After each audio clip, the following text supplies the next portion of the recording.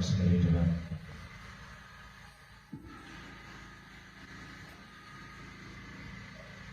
Faly misaotranao zahay ry Andriamanitra rainay. Raha nahatratra ity jobily fa 570 taona ny toby lehibe farimena ity, namoazanao fanahy maso, fanahy maro ao anatin'ny fahasarotana izay nahazo ny firenenay, ary namihazanao koa ny malagasy maro mba halala ny filazantsaranao. Misaotranao zay fa velona ankehitriny ny fivoazam-panahy eto Madagasikara, ary anankiray amin'izany ny toby lehibe farimena. Magataka aminao zahay nitahinao ity toby lehibe ity, ny mpitarika, ny ray aman-dreny, ny pastora tsirairay avy, ny katekista mpiara-miasa, ny mpiandry rehetra, ary ny zanaky ny fifoazana eto Madagasikara. Mba hahafahanao ihany koa manana faharetana fa efa akaiky ianao.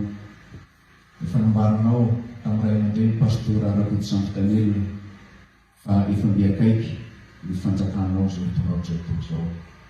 Izany indrindra amin'ity 570 taona ity mbola mirenana indray, izany faneva lehibe sy izany teninao izany fa efa akaiky tokoa ianao ka ho avy amin'ny fiainanay. Ianaranao ry Jesosy Kristy Tomponay mametrahana izany vavaka izany. Amen. Faly miarabantsika rehetra zanaky ny fifoazana ry amana, mahatratra ity jobily 570 taona ny toby lehibe farimena ity izay ankalazaintsika amin'izao fa 20 Aogositra 2020 sy 2020 izao. Ny fanevantsika dia ny Jakoba 5:5. Fa vakitsika ny Jakoba 5:5, vakitsika manomboka amin'ny 7 hatramin'ny 1:10. Ao anatin'izay ny faneva Jakoba 5:5. Rehefa vakitsika ny teny Jakoba 5:5 hatramin'ny 1:10, dia iarahantsika rehetra miretona ny 5:5.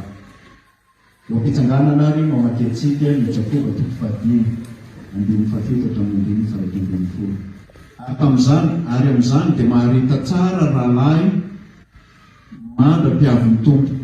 Indro ny mpiasa tany, miandro ny vokatsoa amin'ny tany ka maharitra amin'izany. Mandra-pahazoan'ny ranomorana aloha sy aoriana. Maharita ihany koa ianareo, mahereza ny fonareo fa efa mbiakaiky ny fiavian'ny tompo. Aza mifampimonimona rahalahy, fandrao elona ianareo, indro ny mpitsara efa mitsangana eo anoloan'ny varavarana. Rahalahy, aoka ny mpaminany izay miteny tamin'ny anaran'ny tompo no halainareo fianarana ny fandeferam-pahoriana sy ny faharetana. Indro ataotsika fa sambatra izay efa naharitra, efa renareo ny faharetan'ny joba, ary efa hitanareo ny farany nataon'ny tompo taminy, fa mianty indrindra ny tompo sady be famindrampo. Iarahantsika rehetra miara-miretona ny Jakoba 5:5 amin'ny anaran'i Jesosy. Mahareta koa ianareo, mampahariza ny fonareo fa efa mbiakaiky ny fiavian'ny tompo. Ray masinao manamasinana ny fahamarinana, ny teninao ny fahamarinana. Amen.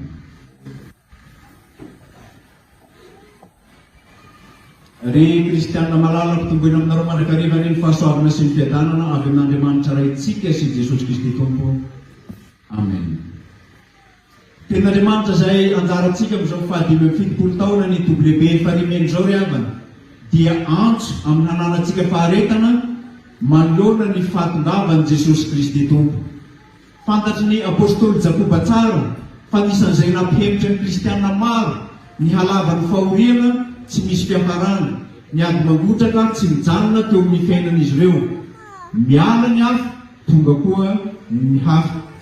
Ary ao anatin'izany ady mangotraka miatra amin'ny fiainan'izy ireo, izay mifandibiasan'ireo zavatsarotra iainana izay tsy zakana, dia fisedrana ara-batana izany. Tsapantsika fa maro ny kristianina ankehitriny ihany koa no mizaka an'izany fisedrana ara-batana izany. Ny fijaliana eo amin'ny aretina tsy ahitana fanasitrana, arety mandoza izay mitarika fahafatesana, tsy misy vahaolana eo amin'ny fiainantsika, tsy fahampiana ara-bola, indrindra amin'izao fidiran'ny mpianatra izao ka tsy ahitana vahaolana manoloana an'ireny. Ao ny tsosa mety tsy voalohany, famoretana sy tsiro azy lena atao eo amin'ny toeram-piasana maro samihafa, ny fiainana sarotra izay tsy maintsy sedraintsika, ny fisasarana tsy misy valiny amin'izay atao ka tsy ahitana fiadanako. Hita ihany koa ry havana ny loza mitatao isan'andro amin'ny fiainany mino, ary reny loza reny dia mahatonga antsika ho reraka eo an-tany fiadiana. Ny tsy fisian'ny fampiononana amin'ny fahasarotana, indrindra manoloana ny zavatsarotra iainantsika. Eo koa ny fahoriana ara-panahy izay mety iainany mino ankehitriny. Izany fahoriana ara-panahy izany dia atsaina miteraka famoizam-po. Mba azontsika atsaina ve fa eo amin'ny fiainany mino azakazaka miaraka amin'ny fahoriana. Manasa saina ry havana raha naheno mpanompon'Andriamanitra anankiray izay fa tena fa tsy hamakitra azany intsony izy, nanapa-kevitra fa tsy mety intsony satria hianatra pastora zany ray aman-dreny zany. Dia ozy ny fianakaviana, manomboka amin'izao ianao tsy mahazo zara-tany intsony ary tsy mahazo ny mihina eto amin'ity tanindrazana ity satria ianao tsy mipitra avy tamin'ny vatakazo. Zao zavatra mitrano, nalaina ny taniny na ny tsaha na ny tanimbary. Nambolena ny varoka ny tanimbary, nasiana zezika faran'izay betsaka. Nambolena koa ny tany an-tanety, nasiana zezika faran'izay betsaka. Zao ry havana, tsy nahitana vokatra ny vary ohatran'ny ratsan-tanana ny vary miakatra teo. Ary tsy misy voany, mikatsaka tsy ampiray metatra. Satria manahoana? Mijinjo ny azy ny tompo rehefa mpahoriana izy. Mahalala ny azy ny tompo rehefa mandalo zavatsarotra izy. Amin'ny alalan'ny rendrina ry havana, indraindray hitantsika fa tao lavitra ny fiavian'ny tompo, tao tsy mitsahatra ny fijaliana. Nefa izao ry havana, manaikitra antsika mandrakariva ny fahoriana, ary tsy maintsy maharary, tsy maintsy manaitaina, ary mety mampitomany aza ho an'izay tsy mahatanty azy zany. Tadidio anefa fa tsy vaovao ny fiainana kristianina zany fahasarotana mianjaka ny fiainana zany. Tahaka ny fiandrasan'ny tantsaha mpiasa tany izay miandry ny vokatsoa amin'ny tany ka maharitra amin'izany izy manam-pahazoa ny vokatra no hananany kristianina koa faharetana sy fanantenana koa amin'ny fiavian'i Jesosy Kristy Tompo. Ilay mpitsara marina izay efa mitsangana eo alohan'ny varavarana, efa mbiakaiky tokoa izy eo amin'ny fiainantsika. Mampamena-panontaniana ny olona isaky misy toe-javatra lehibe na loza mahatsiravina maneran-tany izay mety mitranga amin'ny fiainana dia hoe ho avy tokoa ve ny tompo raha oviana izy no tona. Jakoba dia manasongadina indrindra ny fomba tokony iainantsika araka ny finoana sy aretantsika manoloana an'ireo zava-misy hiandrasantsika ny fiavian'i Jesosy Kristy Tompo.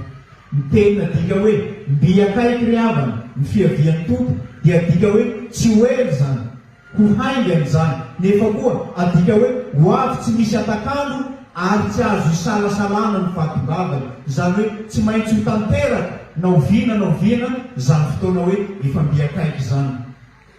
Nalasa saina any teny ray aman-dreny pastor Andrea Tsarafara Gaston rehefa niatrika teo amin'ny fitondrana ny fiainan'ny fifoazana, ny zavatsarotra kely manoloana n'izany asa fifoazana zany, rehefa nangataka tamin'ny mamany ny lava hoe mama tsy zaka tsony ty fa afindao zahay.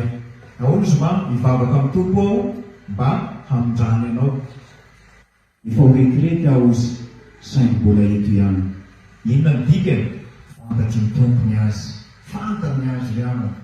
Ka ny hoe efa akaiky ry havana dia tsy hoe ny halava ny fotoana, fa izy manana ny fotoanany izay ahafahany miaraka amintsika. Ary ny fotoanany tompo zany ry havana dia tsy himba tahaka ny fotoanantsika, tsy maharitra mantsy isika. Ka zany indrindra ny toa mahalava ny fiavian'i Jesosy Kristy. Fiainam-panahy manahoana no andrasantsika amin'izany fiavian'i Jesosy Kristy zany ry havana. Raha tsy ho avy tsy hely tsy hoely izy, afaka hanao izay tiantsika atao ve isika, satria tsy ho avy izy, na hitaredretra izy, na mbola hiandry ela izy. Tsy ry havana, ny fiverenan'i Jesosy Kristy tsy ho ela dia ho fanilo andretra ny afon'ny finoantsika kristianina izay mitsilopolopa ankehitriny. Raha ny rehetra ry havana ny finoantsika efa avy izy, satria mbola mitsilopolopa ny finoantsika, mbola manome fotoana izy hirehetana zany finoantsika zany, aretantsika mbola be ny asa miandry eo amin'ny fiainantsika kristianina. Misy aza ny sasany efa maty mihitsy ny fanimony, efa tsy azo ampirehetina intsony satria efa niala ny finoana marina sy ny fatokianan'i Jesosy Kristy tony. Misy aza tovelona ihany fa tsy lasa mataiza, tsy maharehitra na inona na inona. Ny fiverenan'i Kristy ry havana, na rahoviana na rahoviana, na ihemitra azy zany, ny soratra masina dia manome antsika antoka fa isy maraina vaovao aoriany aizina, ary isy ny fandresena aoriany ady, ka hijoro miaraka amin'ny Tompo eo ny fandresena maharitra mandrakizay mizanaky ny fifoazana amin'izany fotoana ny Tompo zany ry havana. Fotoana fiomanana zao. Aza variana, aza manolo-tena ho mpiray lalana amin'ny Satana, ary aza tahaka ny Kaina tsy mihevitra afatry ny anisy ratsy ny rahalahiny. Aza variana milomano amin'ny fiainan-dratsy tahaka ny Sodoma sy Gomora tamin'ny andro Lota, ary aza mba ho isan'ny tsy mino tahaka ny tamin'ny andro Noa, ary aza manjeny andro lava fa ho avy tampoka ny Tompo amin'izany fiaviany zany. Rehefa miaraka amin'ny tsy mino ry havana dia aza manaraka ny tsy finoana, ary raha miaraka amin'ny adala dia aza manaraka ny adalana, ary raha miaraka amin'ny mino kosa dia raha ny finoana. Ry havana, miandro ny vokatra paharetana tahaka ny tatsahan-tsikivy isika manoloana n'izany fiavian'i Jesosy Kristy zany. Tsy vetivety ny tao-pitsinjana, fa tsy maintsy miasa ny tantsaha mandra-pahatongan'izay fahazahoany vokatra, ka tsy manary toky izy, fa ilay Andriamanitra miaraka aminy no tsy maintsy hanome azy vokatra koa. Ny vahoaka any atsimo ry havana dia mampiasa amin'ny fambolena ny atao hoe katray. Inona ny atao hoe katray? Ny katray dia fomba fambolena nentim-paharazana, izany hoe asaina mialoha aloha ilay tany, rehefa ho avy ny tao-pambolena. Ao anatin'izany fiasana ny tany zany tonga dia alatsaka koa ny voa, na voamaina, na voanjo, na katsaka, miandry ny orana ho avy. Miandry ny orana ho avy. Inona ny zavatra amin'ny trano? Ndraindray ela ny orana vao tonga, maty ny vokatra. Ndraindray toa taratara ny orana, zay tonga ihany. Ndraindray tonga ara-potoana ny orana, ary tsara ny fijinjana. Tahaka izany ihany koa ry havana ny fiainana kristiana eo amin'ny fiainantsika. Ndraindray toa tsy ahitam-pahombiazana eo ny zavatra ataontsika.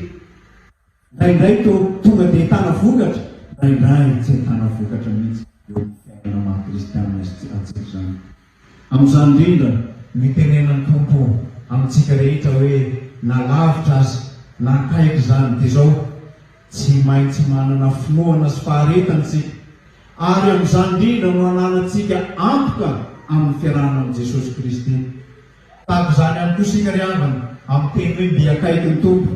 Amin'izany andro zany mino dia nao hoe maranata avia Jesosy Tompo, ka hoy Jesosy raha vao miandoza ny zavatra zany, ny fahoriana lehibe dia miandrandraka sandrato ny lohanareo, fa manakaiky ny fanavotanareo araka ny Luka 2:20-5:20.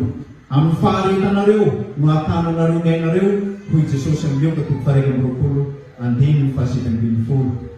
Ny loza mitranga mialoha anatin-davan'i Jesosy ry havana dia loza tsy misy tahaka izany ho an'ny tsy mino. Ho fahoriana lehibe ho azy ny amin'izany andro ny Tompo zany, ny amin'ny fahatongavan'i Jesosy Kristy Tompo tsy hoena, ka ho reraka ny fony ary ho tratry ny fahavelezan-kevitra sy ny faharavana izy. Saingy kosa io kosa ho antsika mino ny fitomboan'ny fanavotana, fiatomboan'ny fanavotana eo amin'ny zanaky ny fifoazana, ary zany koa no heverin'ny olona, fa io no andro ny Tompo. Zay heverin'ny olona faravan'ny fanantenana ry havana, ny fiatomboan'ny fanavotana ary fahatongavan'ny famonjena ho antsika. Amin'izao fiandrasana ny fiavian'ny Tompo zao ary maro ny olona no miozongozona ny finoana, misy ny miala amin'ny finoana marina, ary misy mitady vahaolana ivelan'i Jesosy Kristy satria mihevitra izy fa tsy voavenin'Andriamanitra intsony ny tantara.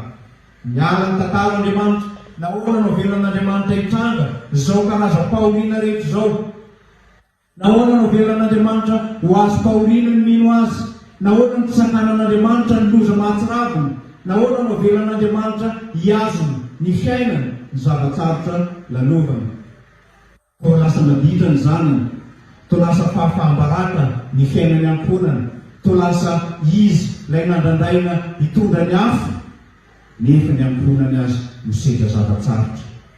Amin'izany ihany koa ahitana fa ilay akaiky anao indrindra toa lasa lavitra anao, ary ilay nantenainao fa ho andriankinana efa nalainy tompo mialohan'ny fotoana.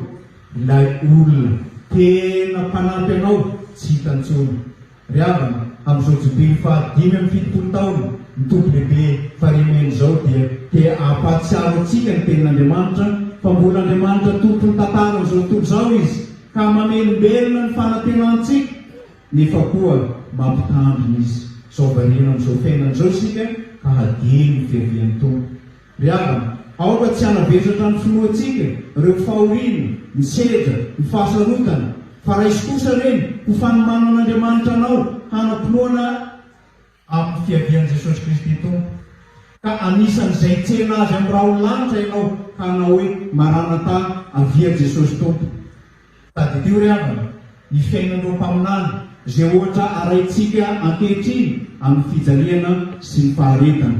Ambaran'i Jakoba amin'izany fa niaritra zavatra sarotra maro izy ireny kanefa kosa naharitra tamin'ny faharetana. Jereo ny fiainan'i Jobe, niandry ny famonjen'Andriamanitra izy, nateo azy ny fiovany toe-piainana, vokatry ny sedra mafy isan-karazany nahazo azy. Jereo ny fiainan'i Jobe fa niandry ny tompo tamin'ny fanantenana izy ka ny voalazany dia hoe kanefa raha zao dia fantatro fa velona ny mpanavitra ahy ka hitsangana any aparany eo ambonin'ny vovoka izy. Joba 7:20 andiny 20. Jereo ny fiainan'i Jobe fa miandry izy satria tsy mahasoa azy ny lavolefina eo amin'ny fahoriana. Ary zany indrindra no itenenana moa ny soa ihany va no raisitsika avy amin'Andriamanitra fa tsy ny ratsy koa. Tamin'izany rehetra izany dia tsy nanota tamin'ny olo ny Joba araka ny Joba 2:10. Jereo ny fiainan'i Jobe miandry ny famorafanan'Andriamanitra hamonjy azy amin'ny fahoriana izy ka tsy mety nanozona an'Andriamanitra na dia teo azy ny fijaliana mafy nahazo azy. Ry havana, indraindray dia velan'Andriamanitra hitranga amin'ny fiainantsika ny fahoriana fa feran'Andriamanitra kosa ny zavatra azy ny Satana natao amin'ny fiainantsika tahaka ny nataony tamin'ny fiainan'i Joba. Nanoana ny Joba tamin'ny tanany tsy hita maso izy nandritra ny fijalian'i Joba rehetra. Raha tsy teo Andriamanitra ry havana tsy naharitra tamin'izany fahoriana izany Joba. Raha tsy teo Andriamanitra ry havana efa nilavolevina Joba, ary raha tsy teo Andriamanitra ry havana efa nanary ny finoana marina Joba. Hoy Joba ao amin'ny Joba 2:20 manao hoe amin'ny 5:2 fantatro fa hainao avokoa ny zavatra rehetra ary tsy azo ferana ny fisainanao.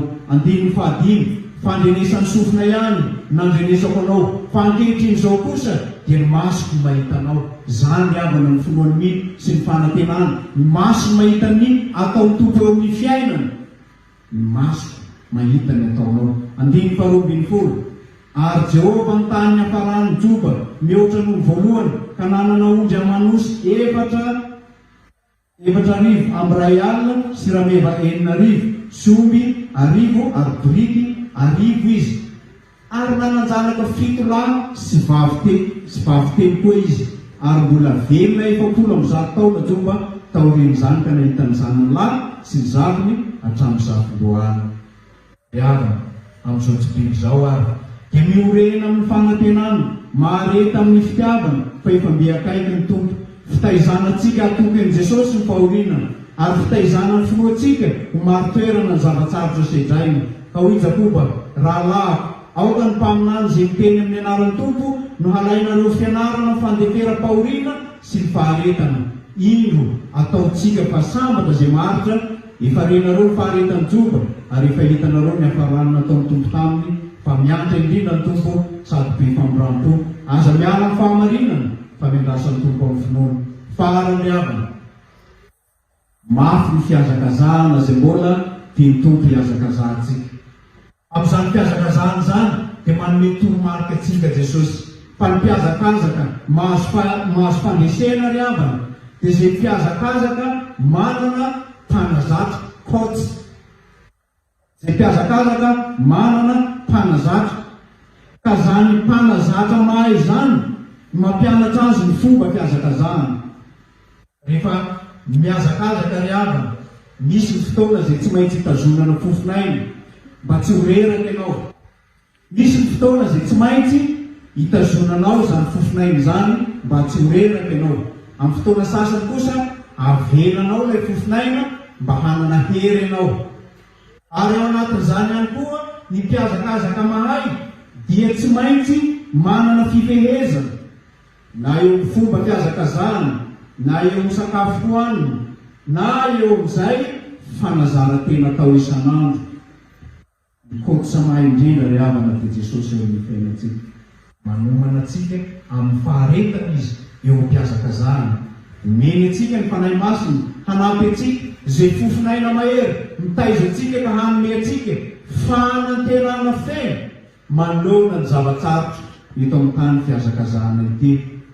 Meny antsika ihany koa ny tenin'Andriamanitra hampitombo ny filohantsika, ahafahantsika rehetra mahazo ny teny rehetra izay hoentsika miazakazaka amin'izao fiainan'izao. Ao amin'ny tenin'Andriamanitra ihany ry havana no ahafahantsika miorona, onao mpiomana izay atokana amin'ity anio ity.